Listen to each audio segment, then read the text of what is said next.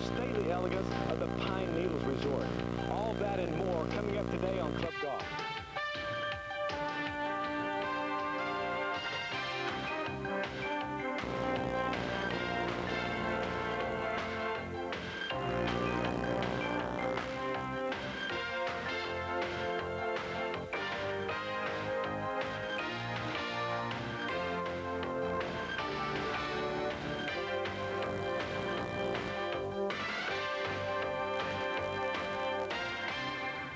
Welcome to the tree-lined fairways of another Donald Ross golf course. This is the Pine Needles Resort in Southern Pines, North Carolina, featuring a series of rolling fairways that stretch out over 6,600 yards from the championship tee. Hi everyone, I'm Max Andrews and welcome to this special edition of Club Golf. We're continuing our month-long stay here in North Carolina with a little extended stay here in the Pinehurst area. Let's take a look at what else is coming up on today's show. We're featuring the golf course designs of Donald Ross in Southern Pines, North Carolina. First at Pine Needles and later at the Mid-Pines Resort. The course here isn't particularly long, but the tricky undulations in the fairways can force a difficult shot. We'll also take a tour around the village of Pinehurst. Join us for some suggestions on the perfect activities that top off a first-class golf vacation. But first, let's begin today's show out on the fairways of the Pine Needles Resort.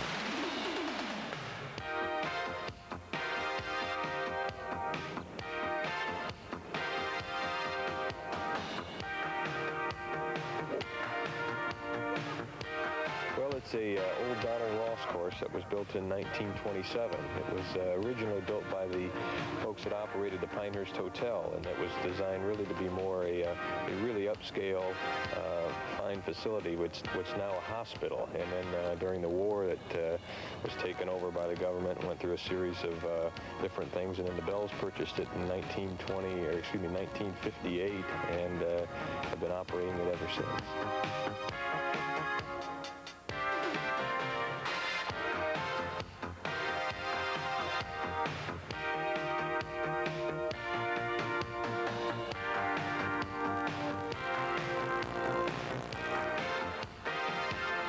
Well, we're very thrilled that Pine Needles is a Donald Ross golf course, which is, he was the greatest architect in our day and still will go down as the greatest. He built number 2 over at Pinehurst and, thousands of golf courses in this country and some of the great ones. And so we are thrilled that it is a Donald Ross. It's well maintained. We have a marvelous green superintendent, and we pride ourselves in our golf condition of our golf course. I've created the tilt, the correct tilt of the body at address. All right?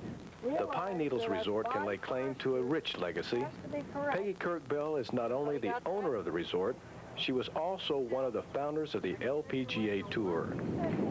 And she has been recognized as one of the 5 most influential women in golf.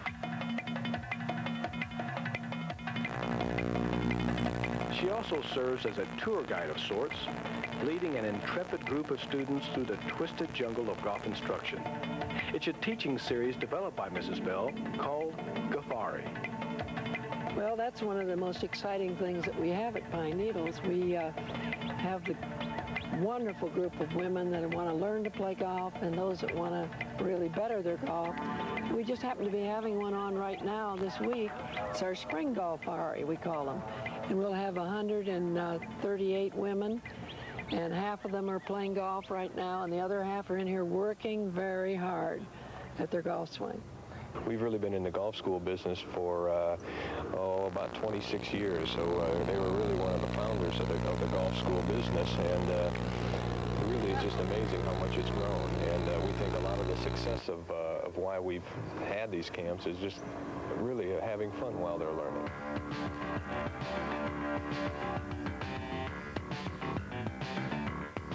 Once a golfer survives the expedition and graduates from Gafari, they're ready to take on the resort's golf course designed by Donald Ross. Stretching out over 6,700 yards from the gold tees, the Pine Needles layout features a number of scenic holes like number 10.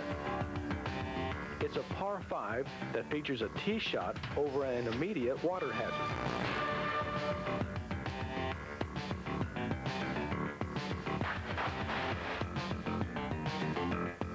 185 yards away, the number 10 green is literally surrounded by 4 sand traps. It's not a terribly difficult golf course, but it's one that you do have to hit it straight and make some putts. The greens aren't terribly undulating, but we keep them at a fairly good speed, and so it makes it kind of an enjoyable day. Not a whole lot of bunkering. We've only got about 48 bunkers on the golf course, but Ross did a magnificent job in laying this course out. It's very gently rolling, and Mrs. Bell relates because she knew Mr. Ross a little bit. He said it was his favorite golf course in the Pinehurst area because of the terrain of it. You know, it was so pretty and just rolls through the pines here.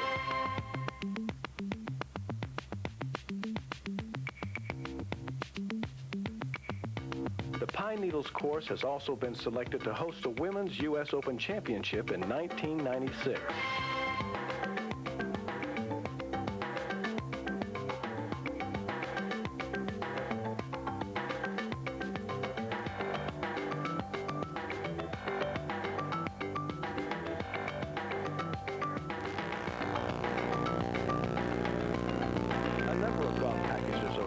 From the resort.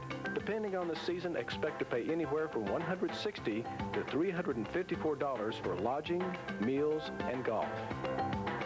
The popular Kafari series also sports a wide range of rates. Enrollment fees from $875 to just under $1,100 include tuition, rooms, meals, green fees, and more.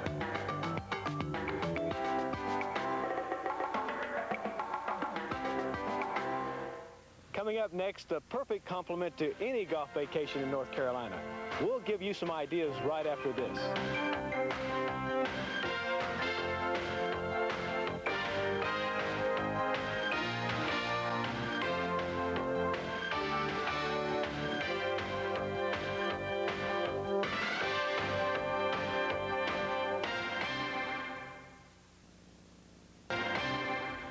A golf vacation in and around the Pinehurst area can keep you occupied for weeks.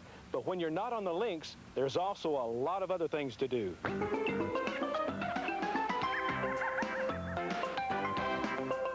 After a long day out on one of the more than 30 golf courses in the Sandhills area of North Carolina, you might be tempted to put your feet up and relax. But there's a lot more to the Pinehurst area than golf and pine trees, so put on those walking shoes and join the rest of the family for a fun-filled tour to the village of Pinehurst. Besides, while the family takes in some of the historic sites, you can sneak in a little more golf. For instance, schedule a visit to the Donald Ross home, just off the 3rd fairway of Pinehurst number 2.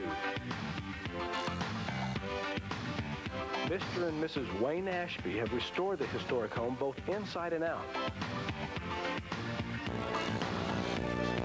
even adding a brass plaque to testify to the site's historical value.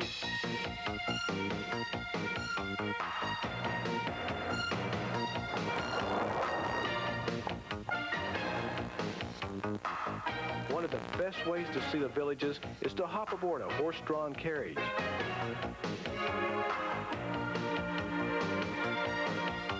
You can take in some of the quaint Pinehurst atmosphere while surrounded by the clean smell of the pine forest.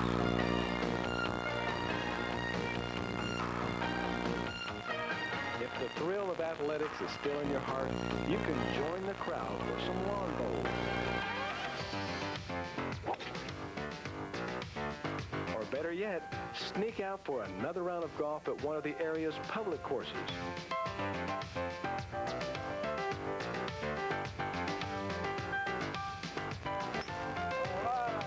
In the finest Sandhills tradition, the public courses here are top-notch. For instance, Golf Magazine rated hole number 8 at the Pitt Golf Links as one of the best 50 golf holes in America that are open to the public. Since the early 1920s, this was the site of a commercial sand pit. Golf course architect Dan Maples discovered the location in 1984 and transformed it into the Pitt Golf Links.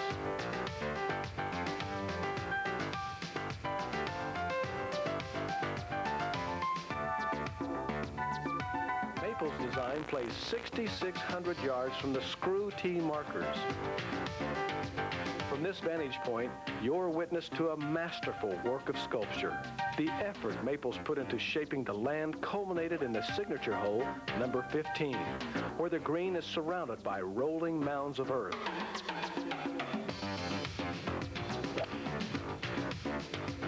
Another favorite among 1/100.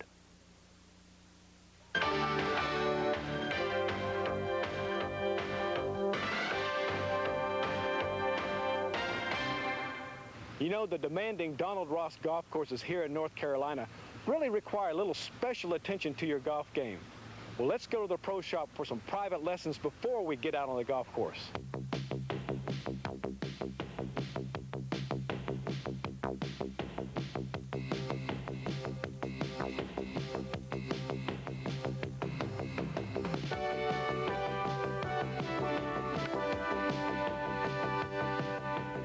Nancy's having a lot of problems generating power. And the problem is, and it's a very common problem, is she has the club too high up in her hand. So I've moved the grip down more into her fingers. This will allow the wrist to hinge in the backswing.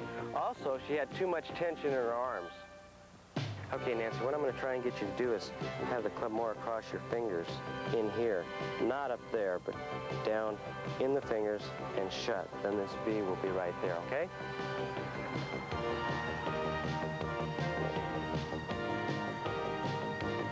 Back here in these fingers. Right up here at the V. So you'd be down much more across your fingers this way and shut, and then some softness in your arm. That's it. So that this is not very tight. There we go.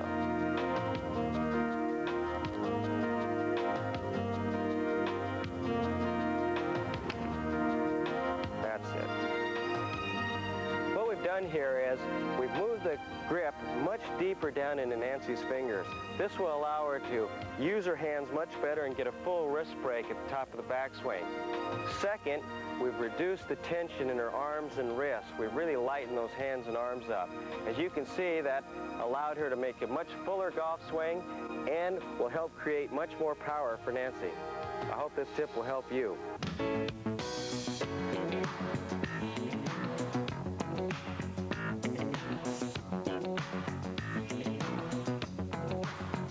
Played my tee shot here into the woods, and I have interference with an immovable obstruction in this white fence. The rules allow me to have relief from an immovable obstruction if it would interfere with my stance or intended swing. However, I would not be allowed to find the nearest point of relief by crossing over, under, or through this fence. So therefore, in finding my nearest point of relief, which does not have interference with the fence in stance or area intended swing, I'm required to drop the ball over on this side of the fence within one club length of that point, not near the hole. What if the fence has been used to define out of bounds? A fence, when used to define out of bounds, is not an immovable obstruction, and therefore I'm not entitled to free relief.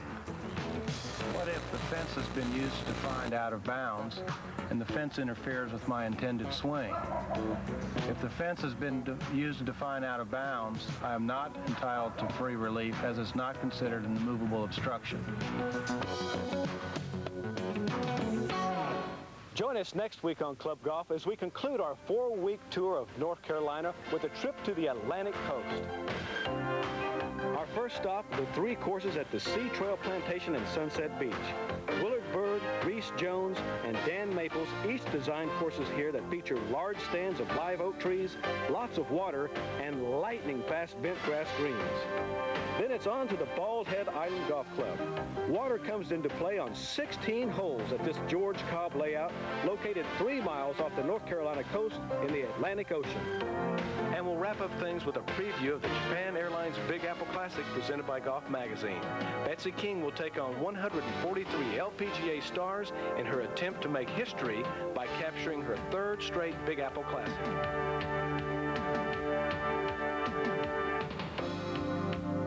But still to come on today's show, join us for a round of golf on the hilly fairways of the Mid-Pines Resort.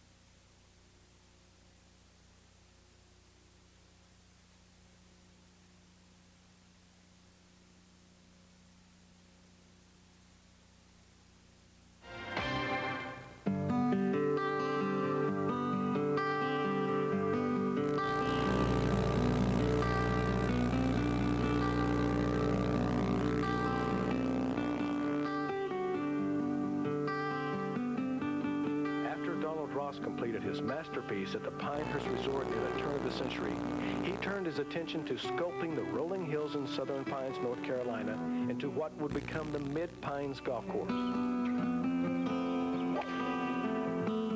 He laid out a sequence of narrow, tree-lined fairways, punctuated by small, difficult greens.